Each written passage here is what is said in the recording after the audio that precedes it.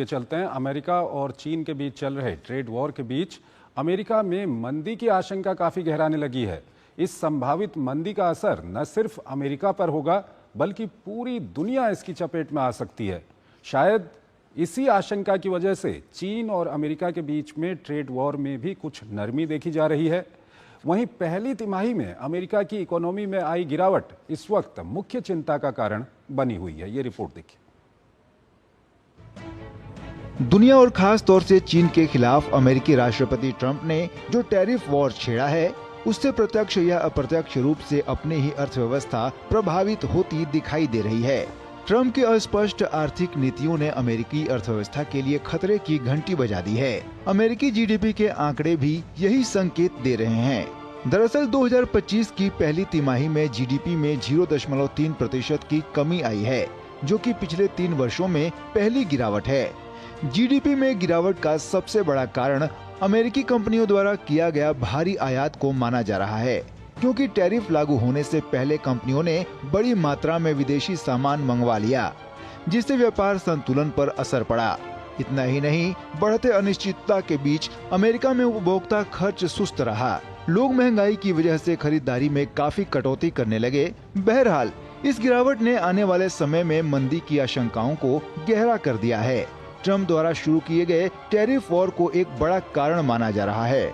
महंगाई पहले से ही आसमान छू रही थी। ट्रंप के टैरिफ ने आग में घी डालने का काम किया। दुनिया की दूसरी बड़ी अर्थव्यवस्था चीन के साथ व्यापार युद्ध ने बाजार में अनिश्चितता पैदा कर दी।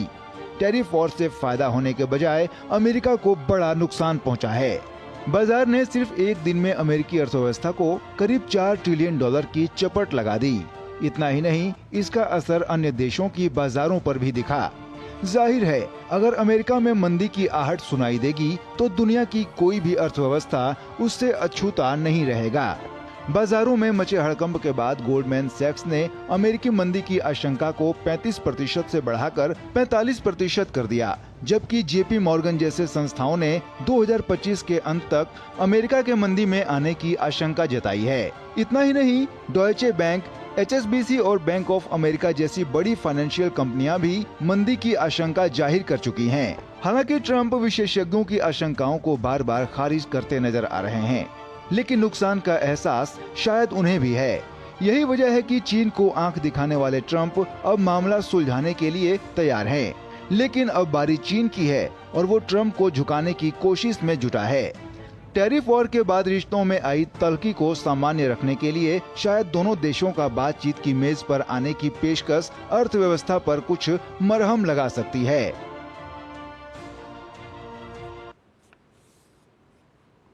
और इस खबर पर बात करने के लिए अतुल अनेजा हमारे साथ जुड़े हुए हैं, विदेशी मामलों के जानकार हैं, उनसे हम बातचीत करेंगे। अतुल जी, बहुत बहुत स्वागत है आपका हमारे इस कार्यक्रम में। अतुल जी, पहला सवाल आपके सामने यही रखना चाहेंगे कि जो पहली तिमाही के आंकड़े आए हैं अमेरिका में, वो थोड़ा सा चिंता पैदा करने वाले हैं। कहा जा रहा है कि काफ़ी जो अमेरिकन कंपनीज हैं उन्होंने काफ़ी इंपोर्ट कर लिया था, और जैसा कि आपको याद होगा कि प्रेसिडेंट ट्रंप ने कहा था कि जो उनका टैरिफ अभियान है और जिस तरह की इकोनॉमी को लेकर के जो वो कदम उठा रहे हैं, ये एक मेडिसिन की तरह है जो लंबे समय के बाद अमेरिका को काफ़ी अच्छा फ़ायदा देगा। अभी पहली तिमाही के जो आंकड़े आए हैं, क्या कुछ कहेंगे आप इस पर? देखिए चंद्रशेखर जी, कि एक तरफ से ये रियलिटी चेक आ रहा है कि आप बातचीत में जो मर्जी कहें, लेकिन आंकड़े अपनी एक भाषा बोलते हैं। और आंकड़े ये कह रहे हैं कि जो टैरिफ वॉर जो शुरू की है खासकर कि चीन के प्रति, उसमें अमेरिका का नुकसान हो रहा है। ये सिग्नल्स बड़ी क्लियरली आ रहे हैं। और बात अब जो आ रही है, जो डिबेट, इंटरनल डिबेट चल रही है अमेरिका में, वो है कि रिसेशन की तरफ तो नहीं जा रहा अमेरिका। तो मुझे लग रहा है कि ये अब कोर्स करेक्शन की जरूरत है, क्योंकि रियलिटीज ये है कि 40% जो दुनिया की आउटपुट है, मैन्युफैक्चरिंग आउटपुट, वो चाइना से जा रही है।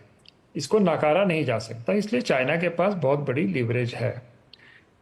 दूसरी बात यह है कि चाइना के लिए भी अगर देखा जाए तो अमेरिका सबसे बड़ी एक्सपोर्ट मार्केट है। डोमेस्टिक कंजम्पशन चाइना में उतनी नहीं बढ़ी, क्योंकि वेजेस उतने ज़्यादा नहीं है। तो इसलिए मुझे लग रहा है कि एक स्थिति पैदा हो रही है कि बातचीत शुरू हो। उसमें हार जीत नहीं है, कि दोनों को एक दूसरे की ज़रूरत है इस वक्त। तो मुझे लग रहा है कि ये बातचीत का सिलसिला अब शुरू हुआ है, और ये सूनर और लेटर ये एक तरह से एक इसमें इक्विलिब्रियम आएगा, एक रजामंदी होगी। तो ये जो हम कह रहे थे पहले कि अटकलें लग रही थी कि कोल्ड वॉर शुरू हो गया भारत और अमेरिका और चीन के बीच में, मुझे लग रहा है कि स्थिति जो मल्टीपोलर वर्ल्ड में है, जब पावर डिफ्यूज्ड है, उस तरह से नहीं देखी जानी चाहिए। और अब ये जो है डायलॉग का सिलसिला शुरू हो गया अमेरिका और चीन के बीच में, और मुझे लगता है कि सूनर एंड लेटर इसमें कोई फाइनली एक एडजस्टमेंट होगी जो दोनों के लिए दोनों एक्सेप्ट कर सकेंगे। यानी कि आने वाले दिनों में हम देखेंगे कि दोनों तरफ से कुछ नरमी देखी जाएगी। हाल के दिनों में हमने देखा था कि काफ़ी कड़ा रुख दोनों तरफ से देखा गया था। एक तरफ से टैरिफ लगाया जाता था, दूसरी तरफ से रेसिप्रोकल टैरिफ लगाया जाता था। तो आने वाले दिनों में नरमी देखी जाएगी क्या? मुझे लग रहा है चंद्रशेखर जी कि आज ये जो फेज था ना, ये आंखें दिखाने वाला ये फेज खत्म हो गया। अब रियलिटी चेक आ गया है। अब सीरियस बातचीत। अब अगर आप थोड़ा सा इसके अगर बैकग्राउंड में जाएं तो चाइना ने बहुत पहले, मैं बात कर रहा हूँ 2014-15 की, चाइना ने ये कहा था कि भाई दुनिया G7 से नहीं चलेगी, ग्रुप ऑफ 7 से, दुनिया G2 से चलेगी, चाइना और यूएस से। ये एक प्रस्ताव आया था चाइना की तरफ से। मुझे नहीं लगता कि बात सही होगी, लेकिन एक ये ट्रैक, ये चाइना की तरफ से एक ऑफर जरूर आएगी कि हम दोनों मिलकर दुनिया चलाएं। ये अगर एक तरह की एक सोच चाइना में चल रही थी, अमेरिका ने उसको एक्सेप्ट नहीं किया था उस टाइम पे। मेरे को लगता है शी जिनपिंग दोबारा से ये बात लाएंगे टेबल के ऊपर, क्योंकि अब सामने स्थिति आ रही है कि भाई आप रेटोरिक जो मर्जी कहें, लेकिन आप चाइना को इग्नोर नहीं कर सकते, और चाइना के साथ कड़ा रुख अगर आप अपनाएंगे तो अपना ही नुकसान करेंगे। ये बात अब सामने आ रही है और एक नई एडजस्टमेंट की जरूरत है, जो मुझे लग रहा है कि उसकी शुरुआत हो चुकी है। अब ये डायलॉग की जो आप बात कर रहे हैं, कई सारे देश ऐसे हैं जो ये सोचते थे कि अगर चीन और अमेरिका के बीच में व्यापार युद्ध बढ़ेगा तो हमको फ़ायदा होगा। ये कई सारे देश सोचते थे।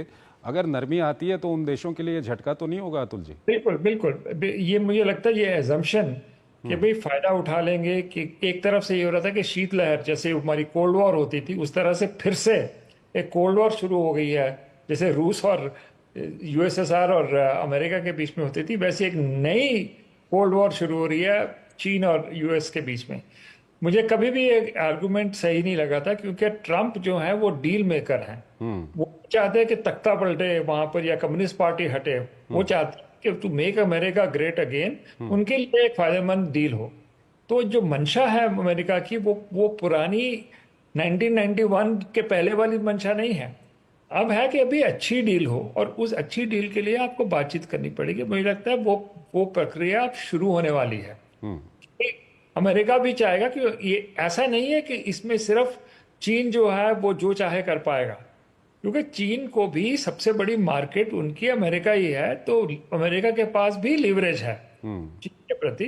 तो फाइनली एक लंबी एक तरह से डायलॉग का प्रोसेस शुरू होगा, जिसमें ये एक सेटलमेंट होने की गुंजाइश मुझे लगता है कि होगी।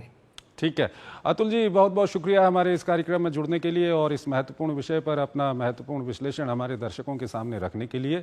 और यहाँ पर हमको एक छोटा सा ब्रेक लेना होगा। ब्रेक के उस पार कुछ और अंतर्राष्ट्रीय खबरें हम आपको बताएंगे।